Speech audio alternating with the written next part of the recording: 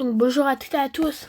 On se retrouve pour un nouveau débrief entre ce match complètement fou, je m'attendais vraiment pas, entre le Barça et l'Atlético. Mais on est déçus, forcément. On peut être que déçus vu le match qu'on sort encore une fois contre l'Atlético aujourd'hui. Et je vous avoue, je suis vraiment énervée contre certains joueurs. Donc, ce match, au bout de 5 minutes de jeu, on prend 10-0. Comment tu veux bien entamer un match si tu prends 2-0 au bout de 5 minutes de jeu? Et heureusement, on a une capacité à réagir qu'on n'avait pas la saison dernière. Pedri, exceptionnel, on en reparlera. Pedri sur un extérieur du pied de Yamal pour Koundé en profondeur qu'il a distribué pour Pedri qui marque. Koubarsi sur un corner. Inigo sur un corner. Lewandowski sur Tapine sur un énorme travail de Yamal aussi. Et ensuite, en 7 minutes, bon cool, en quelques minutes encore en fin de match, on coule. Et on se prend 2 buts. Et au final, on finit à 4 partout alors qu'on gagnait 4-2. Tout est normal. Comment tu veux gagner un match aussi important, un match contre un gros club, si tu joues pas en entame de match et t'arrêtes de jouer en fin de match? Parce que regardez, au final, on prend 5 minutes, on prend 2 buts. Et en fin de match, en 9 minutes, on prend 2 buts. Ça fait quoi? Ça fait en 15 minutes. Enfin, oui, en 14 minutes. En 14 minutes, on prend 4 buts. En 14 minutes de jeu, sachant que dans tout le... À part les buts, on les a éteints, l'Atlético. On les a littéralement éteints. Comment tu veux gagner un grand match si tu prends 4 buts par match? Parce qu'à chaque fois, c'est comme ça. Contre Benfica, on s'en prend 4, mais on arrive à en mettre 5. Mais on n'est pas assez bon défensivement sur tous les latéraux. On va en reparler, évidemment. Mais bon, là, je suis vraiment énervée. Je suis dégoûtée parce que maintenant, va falloir se taper l'Atlético retour au Metropolitano. Alors qu'on on aurait pu valider notre qualif dès ce soir avec le 4-2. Tout ça pour tout gâcher encore une fois en fin de match. Hein. On a un bon mental, mais pas au niveau de celui de l'Atlético, honnêtement. Bon, on va parler du coup l'ouverture du score de Julián Alvarez, mais c'est le seul joueur de l'Atlético auquel je vais parler aujourd'hui parce que Alvarez, déjà, c'est un joueur que j'apprécie honnêtement. Mais Alvarez est le meilleur neuf du monde pour moi. Il y a débat avec Isaac ou j'ai oublié. Bon, il y a débat, mais pour moi, Alvarez est le meilleur neuf du monde et je le dis maintenant, je le dis haut et fort. Alvarez est beaucoup trop fort. Il nous a éteint tout le match. Il est trop, mais il est tellement fort. On aurait dû se positionner sur lui, honnêtement, si on l'aurait pris à la place de Lewandowski, là, qui a pas commencé titulaire d'ailleurs. J'ai pas mis la compo. Mais Flick a décidé de mettre Ferran, qui ce choix n'a pas été payant. Parce que Ferran, franchement, je pensais qu'il était devenu clinique, moi. Mais on a revu le Ferran de 2021 contre Naples. Mais bon, Alvarez, franchement, exceptionnel. Hein, mais... malheureusement, j'aime pas dire ça d'un joueur adverse, même si nous aussi on a eu des joueurs qui ont été exceptionnels. Et voilà, le MVP du match est lui contre l'Atlético, tout court contre n'importe qui. Pedri est le meilleur milieu de terrain du monde, sans aucun débat. Et le meilleur joueur du Barça de cette saison, sans aucun débat. Et il y a un débat pour le meilleur joueur du monde, et je le dis maintenant. Pedri est l'un des meilleurs joueurs du monde, pas l'un des meilleurs milieux de terrain du monde, l'un des meilleurs joueurs du monde. Encore une fois, partout sur le terrain, il met un but il met le but du 2-1 encore, Pedri. Il distribue les ballons, il perd pas la balle. Il est trop fort, mais je ne sais plus quoi dire moi de Pedri. Je ne sais plus quoi dire, mais malheureusement, encore une fois, contre l'Atlético, on ne gagne pas le match. Comme en Liga, on ne gagne pas le match et j'en peux plus. Toujours, on gagne pas le match.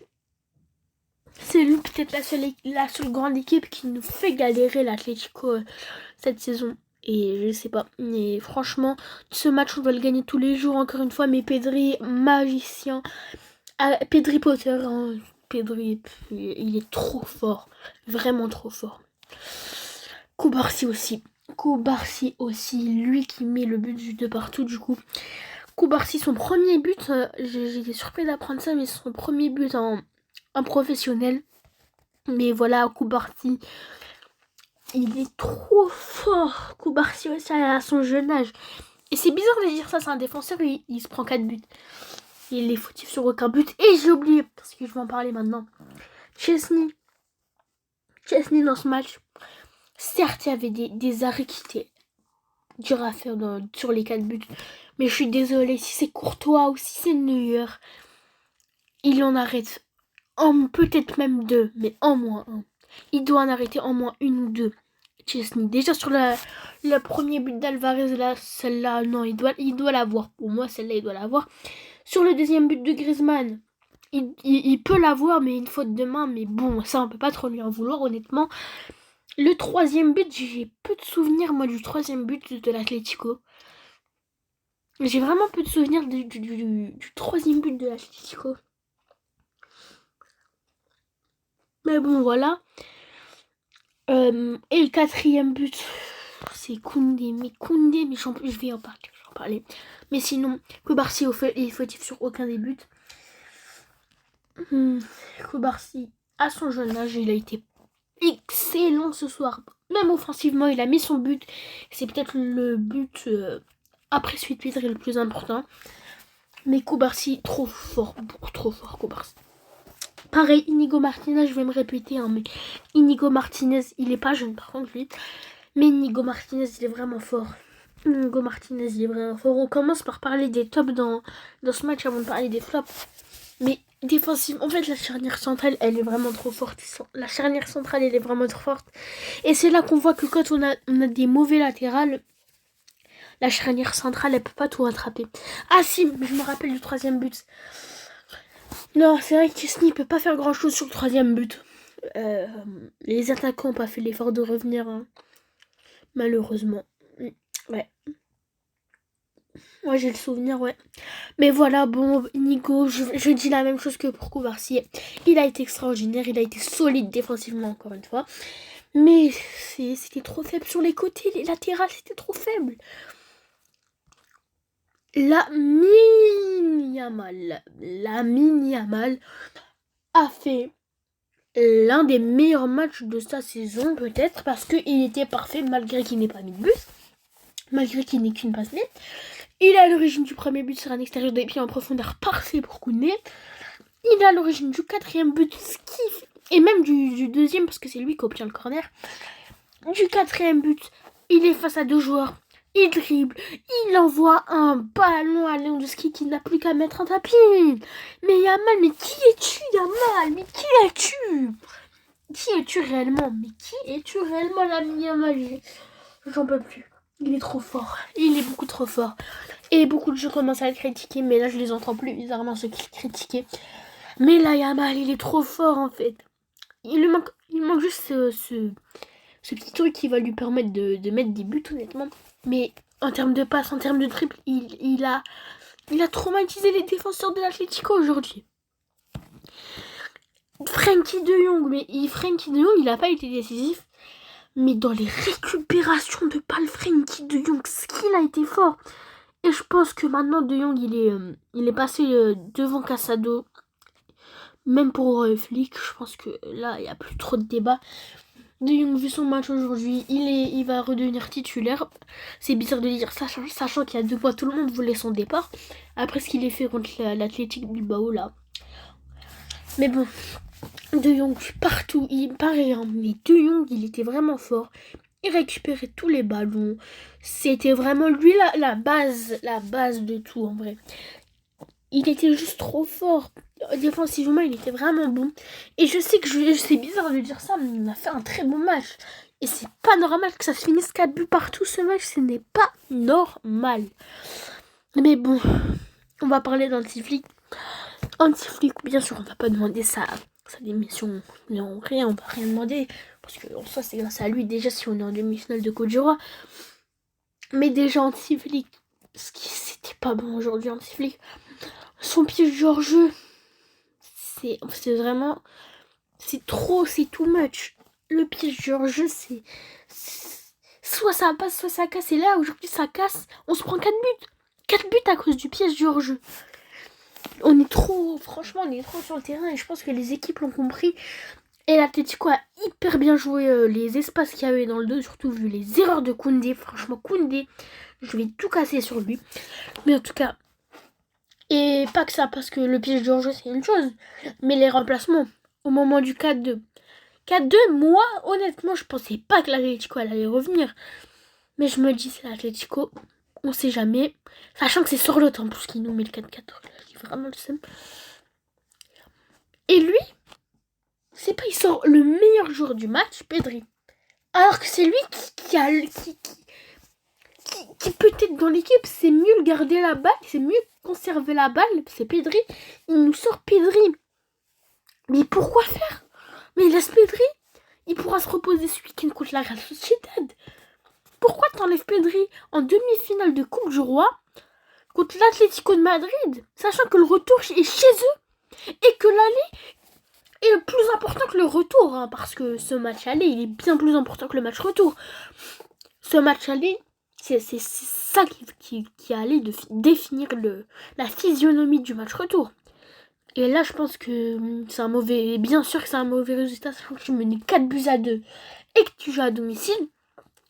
Tu peux pas finir à 4-4, sachant que tu menais 4-2 à la 85e. C'est juste pas normal. Koundé. Oh, on passe enfin Koundé. Koundé, depuis 2025... Enfin non, depuis le mois de février, il est nul. Il est nul. Je le dis haut et fort, il est nul. Koundé est nul. Koundé est nul. Et surtout dans ce match, c'était catastrophique. D'accord, il a fait une passe D, mais maintenant, la glissade sur le quatrième but, la passe ratée sur le deuxième but. Mais t'es professionnel ou quoi? Tu vois pas qu'il y a un joueur sur Pedri? Enfin, je sais pas sur qui, mais sur De Jong ou Pedri. Et même normalement, même s'il y a un joueur sur lui, il pouvait l'avoir. Sa passe, elle était lente. Alvarez, il récupère, il distribue à Griezmann. Mais joue en retrait. Il y a Nico et Koubarsi tout seul. Joue en retrait. Sans parler de sa glissade sur le quatrième but. Mais c'est une faute professionnelle ce qu'il nous a fait Koundé. C'est juste honteux de faire ça, Koundé. Honnêtement, c'est honteux. Mais bon. J'espère qu'il va se reprendre parce que là, depuis le mois de février, c'est vraiment pas bon. Ferran, oh, il a récupéré ses anciennes habitudes. Il rate un contre un. Il rate un tapin. Enfin, pas un tapin, mais... Un contre un, bosse parfaite de Rafinha en profondeur. Un contre un. Je sais pas pourquoi il tire d'aussi loin déjà. Il tire au centre, au milieu, sur le gardien. Bien sur le gardien. Même pas... Il essaye de dribbler le gardien ou quoi. Sur le gardien, il tire. Et même le deuxième but, il arrive à dribbler le gardien. Sa frappe, elle est molle. Sa frappe, elle est toute molle. Mais bon. Et maintenant, pour les prochains matchs, on joue la Sociedad ce week-end, ok? On va devoir se taper Benfica chez eux là. Et honnêtement, je pense que ça va être un match un peu fou, hein, honnêtement. Ça va être un match un peu comme celui d'aujourd'hui, en vrai, je pense. Osasuna, ok? Ça va en vrai, c'est jouable. On va taper au retour Benfica. L'Atlético en Liga. L'Atlético en Liga, c'est limite plus important que la Coupe du Roi. La Coupe de Catalogne, je n'ai pas entendu parler de ça. Je ne sais pas c'est quoi. Mais on a une Coupe de Catalogne. Bon, bah, on va essayer d'aller la chercher, même si je pense qu'on va le faire. Hein. Contre l'Espagnol et sur notre compte Girona en finale, je crois. Je n'ai pas entendu parler de cette coupe, mais ok. Et on va rejouer ensuite l'Atlético au match retour chez eux. Et par contre, si on gagne pas ce match retour, franchement, ce sera une faute professionnelle. Bon bah, c'est la fin de cette vidéo, j'espère qu'elle vous aura plu. N'hésitez pas à liker, à vous abonner et ciao.